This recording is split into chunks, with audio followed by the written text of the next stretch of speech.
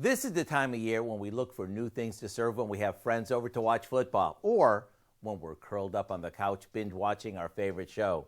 It's easy, budget-friendly, and it goes together like this.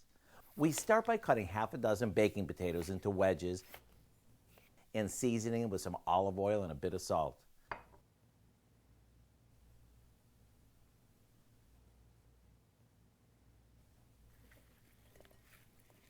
After they're well coated, we place them on a couple of baking sheets and pop them in the oven until they're golden.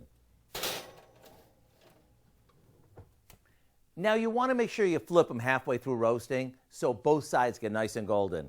Now we place these in a large bowl and toss them with some wing sauce until they're evenly coated. Then we drizzle them with some bottled blue cheese dressing and finish them off with a handful of chopped celery. What we end up with is a dish that combines everything we love about our favorite wings without the bones or greasy fingers. Everyone's going to love these, wing lovers or not. To get this easy recipe for our Buffalo Potato Wedges, you know the routine. Visit our website.